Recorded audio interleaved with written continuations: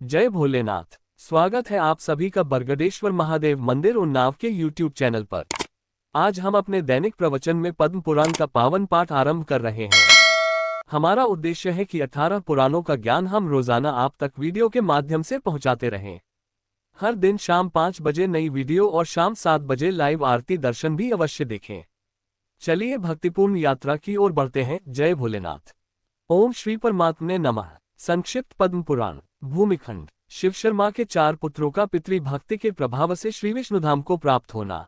अध्याय 50। यम सर्वदेव परमेश्वर ही निष्कैवलम ज्ञानमयम प्रधानम वदंती नारायणमदिसिद्धम सिद्धेश्वर तम शरण प्रपद्ये।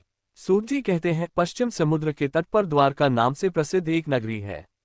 वहां योगशास्त्र के ज्ञाता एक ब्राह्मण देवता सदा निवास करते थे। उनका नाम था शिव शर्मा। वे वेद शास्त्रों के अच्छे विद्वान थे। उनके 5 पुत्र हुए जिन्हें शास्त्रों का पूर्ण ज्ञान था। उनके नाम इस प्रकार हैं: यज्ञ शर्मा, वेद शर्मा, धर्म शर्मा, विष्णु शर्मा तथा सोम शर्मा। ये सभी पिता के भक्त थे।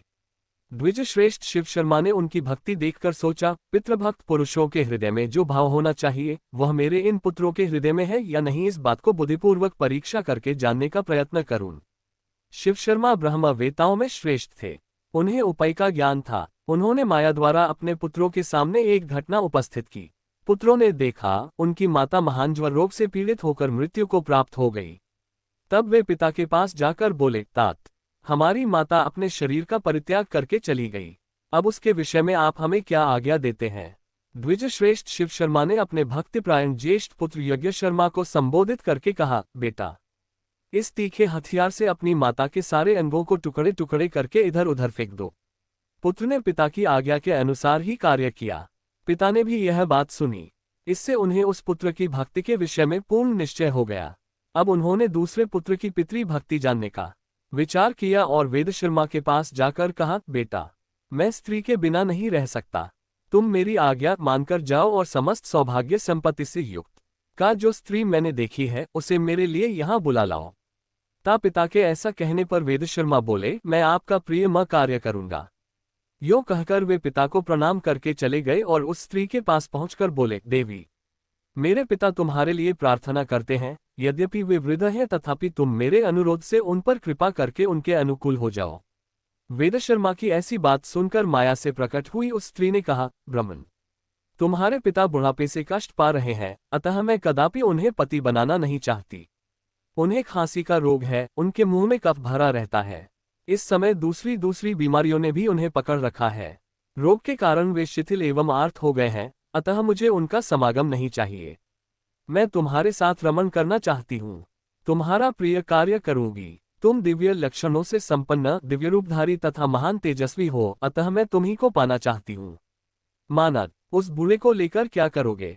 मेरे शरीर का उपभोग करने से तुम्हें समस्त दुर्लभ सुखों की प्राप्ति होगी। विप्रवर, तुम्हें जिस जिस वस्तु की इच्छा होगी वह सब ला दूंगी, इसमें तनिक भी संदेह नहीं है। यह महान पापपूर्ण अप्रिय वचन सुनकर वेद शर्मा ने कहा, देवी, तुम्हारा वचन अधर्मयुक्त, पाप मिश्रित और अनुचित है। मैं पिता का भक्त और निरपराध हूँ। मुझसे ऐसी बात न कहो। शुभे, मैं पिता के लिए ही यहाँ आया हूँ और उन्हीं के लिए तुमसे प्रार्थना करता हूँ। इसके विपरीत दूसरी कोई बात न कहो। मेरे पिताजी को ही स्वीकार करो। देवी, इसके लिए तुम चराचर प्राणियों से त्रिलोकी की जो जो वस्तु चाहोगी वह सब निस्संदेह तुम्हें अर्पण करूंगा। जी, अधिक क्या कहूं, देवताओं का राज्य आदि भी यदि चाहो तो तुम्हें दे सकता हूं। स्त्री बोली, यदि तुम अपने पिता के लिए इस प्रकार दान देने में समर्थ हो तो मुझे इंद्र सहित संपूर्ण देवताओं का अभी दर्शन कराओ। वेद शर्मा बोले, देवी, मेरा बल, मेरी तपस्या का प्रभाव देखो। मेरे आवाहन करने पर ये इंद्र आदि श्रेष्ठ देवता यहाँ आ पहुंचे। देवताओं ने वेद शर्मा से कहा, द्विज श्रेष्ठ, हम तुम्हारा कौन सा कार्य करें? वेद शर्मा बोले, देवगण, यदि आप लोग मुझ पर प्रसन्न हैं तो मुझे अपने पिता के चरणों में पूर्ण भक्ति प्रदान करें। एवमस्तु कहकर संपूर्ण देवता जैसे आए थे वैसे लौट गए। तब उस स्त्री ने हर्ष में भरकर कहा, तुम्हारी तपस्या का बल देख लिया। देवताओं से मुझे कोई काम नहीं है। यदि तुम मुझे मुंहमांगी वस्तु देना चाहते हो और अपने पिता के लिए मुझे ले जाना चाहते हो तो अपना सिर अपने ही हाथ से काटकर मुझे अर्पण कर दो। वेद शर्मा ने कहा, देवी, आज मैं धन्य हो गया। शुभे, मैं पिता के लिए अपना मस्तक भी दे दूंगा। ले लो, ले लो। ये कहकर द्विजश्रेष्ठ वेद शर्मा ने तीखी धार वाली तेज तलवार उठाई और हंसते हंसते अपना मस्तक काटकर उस स्त्री को दे दिया। खून में डूबे हुए उस मस्तक को लेकर वह शिव शर्मा के पास गई। स्त्री ने कहा, विप्रवर, तुम्हारे पुत्र वेद शर्मा ने मुझे तुम्हारी सेवा के लिए यहाँ भेजा है। यह उनका मस्तक है, इसे ग्रहण करो। इसको उन्होंने अपने हाथ से काट कर दिया है। नए नाना के जो उस मस्तक को देखकर वेद शर्मा के चारों भाई कांप उठे। उन पुण्यात्मा बंधुओं में इस प्रकार बात होने लगी, अहो, धर्म ही जिसका सर्वस्व था वह हमारी माता सत्य समाधि के द्वारा मृत्यु को प्राप्त हो गई। हम लोगों में ये वेद शर्मा ही परम सौभाग्यशाली थे जिन्होंने पिता के लिए प्राण दे दिए। ये धन्य तो थे ही और अधिक धन्य हो गए। शिव शर्मा ने उस स्त्री की बात सुनकर जान लिया कि वेद शर्मा पूर्ण भक्त था। तत्पश्चात उन्होंने अपने तृतीय पुत्र धर्म शर्मा से कहा, बेटा, यह अपने भाई का मस्तक लो और जिस प्रकार यह जीत सके वह उपाय करो। सूत जी कहते हैं, धर्म शर्मा भाई के मस्तक को लेकर तुरंत ही वहां से चल दिए। उन्होंने पिता की भक्ति, तपस्या, सत्य और सरलता के बल से धर्म को आकर्षित किया। उनकी तपस्या से खींचकर धर्मराज धर्म शर्मा के पास आए और इस प्रकार बोले, धर्म शर्मन, तुम्हारे आवाहन करने से मैं यहाँ उपस्थित हुआ हूँ। मुझे अपना कार्य बताओ, मैं उसे निस्संदेह पूर्ण करूंगा। धर्म शर्मा ने कहा, धर्मराज, यदि मैंने गुरु की सेवा की हो, यदि मुझ में पिता के प्रति निष्ठा और अविचल तपस्या हो, तो इस सत्य के प्रभाव से मेरे भाई वेद शर्मा जी उठे। धर्म बोले, महामते, मैं तुम्हारी तपस्या और पितृभक्ति से संतुष्ट हूँ। तुम्हारे भाई जी जाएंगे, तुम्हारा कल्याण हो। धर्मवेताओं के लिए जो दुर्लभ है, ऐसा कोई उत्तम वरदान मुझसे और मांग लो। धर्म शर्मा ने जब धर्म का यह उत्तम वचन सुना तो उस महायशस्वी ने महात्मा वैवस्वत से कहा, धर्मराज, यदि आप मुझ पर प्रसन्न हैं तो पिता के चरणों की पूजा में अविचल भक्ति, धर्म में अनुराग तथा अंत में मोक्ष का वरदान मुझे दीजिए। तब धर्म ने कहा, मेरी कृपा से ये सब कुछ तुम्हें प्राप्त होगा। उनके मुख से यह महावाक्य निकलते ही वेद शर्मा उठकर खड़े हो गए, मानो वे सोते से जाग उठे हों। उठते ही महाबुद्धिमान वेद शर्मा ने धर्म शर्मा से कहा, भाई, वे देवी कहाँ गईं? पिताजी कहाँ हैं? धर्म शर्मा ने थोड़े में सब हाल कह सुनाया। सब हाल जानकर वेद शर्मा को बड़ी प्रसन्नता हुई। उन्होंने धर्म शर्मा से कहा, प्रिय बंधु, इस पृथ्वी पर तुम्हारे जैसा मेरा हितैषी कौन है? तदनंतर दोनों भाई प्रसन्न होकर अपने पिता शिव शर्मा के पास गए।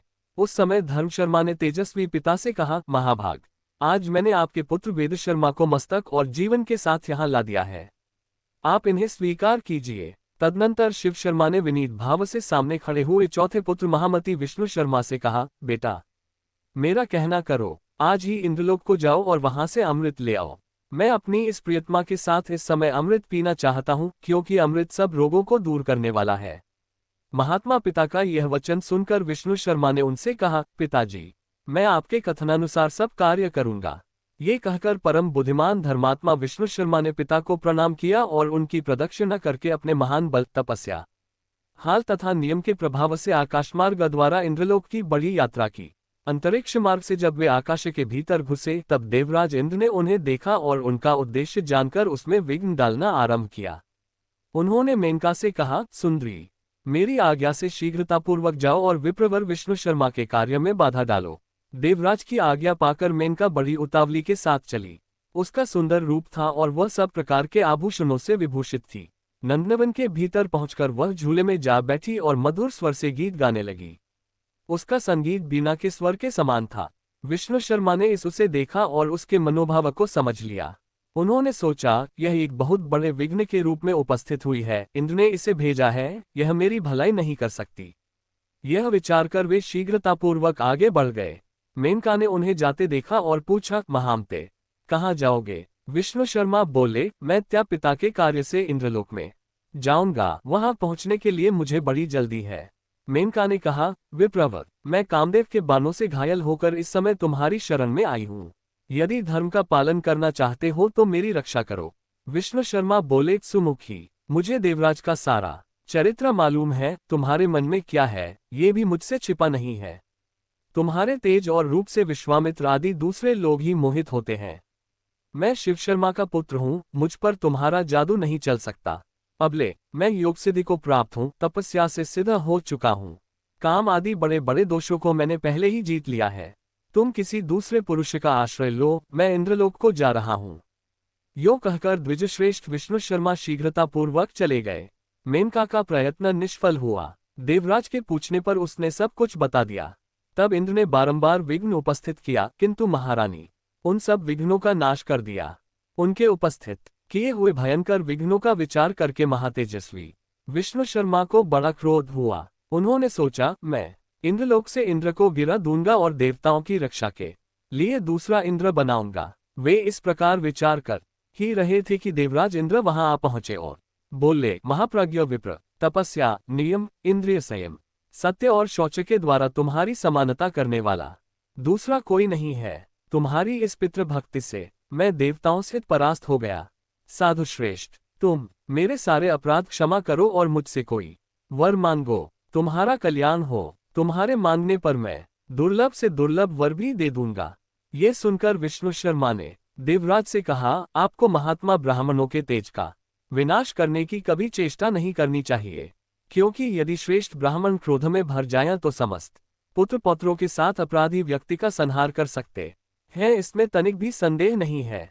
यदि आप इस समय यहाँ न आए होते तो मैं अपनी तपस्या के प्रभाव से आपके इस उत्तम राज्य को छीनकर किसी के उपस्थित महातेजस्वी सोचा मैं की रक्षा के विचार कर नहुचे और नद्रिय संयम करने वाला पितृभक्ति से अष्ट तुमसे कोई बने पर मैं विष्णु शर्मा ने तेज का चाहिए समस्त सकते न इस के किसी दूसरे को दे डालने का विचार कर चुका था।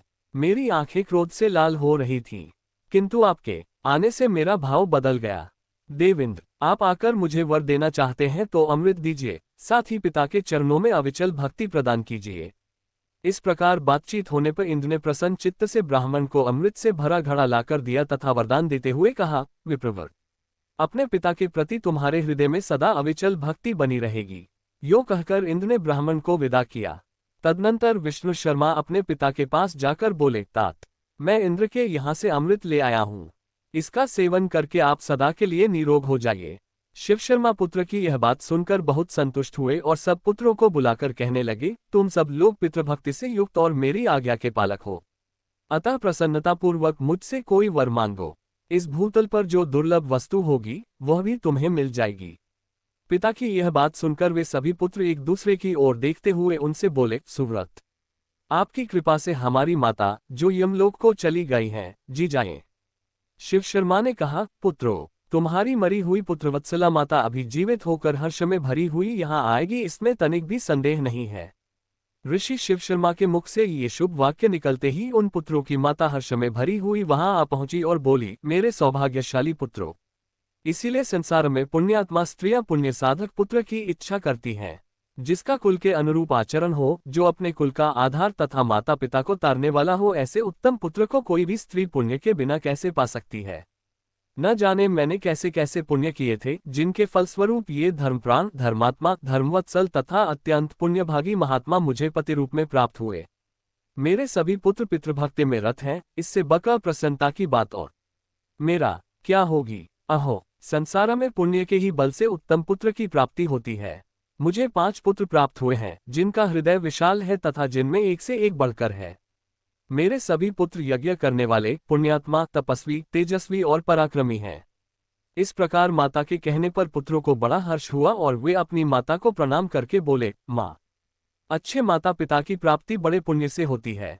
तुम सदा पुण्य कर्म करती रहती हो। हमारे बड़े भाग्य थे जो तुम हमें माता के रूप में प्राप्त हुई, जिनके गर्भ में आकर हम लोग उत्तम पुण्यों से वृद्धि को प्राप्त हुए हैं।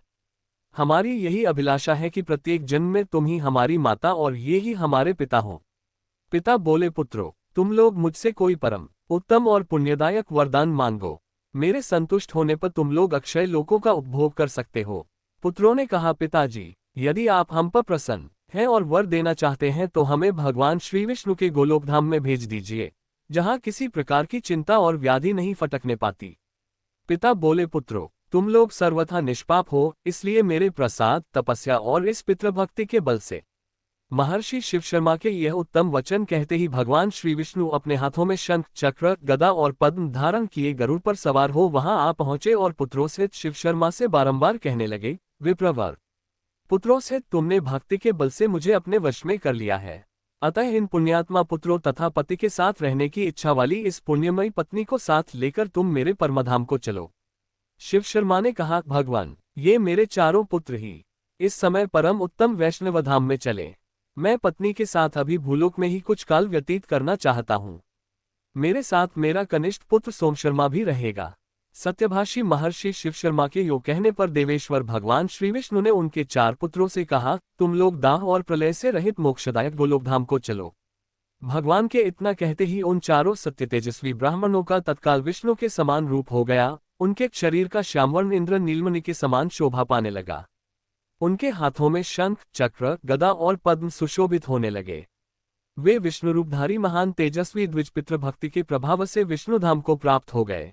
आशा है आज का पद्म पुराण पाठ आपके जीवन में शांति और आशीर्वाद लाएगा। कृपया चैनल को लाइक, शेयर और सब्सक्राइब अवश्य करें।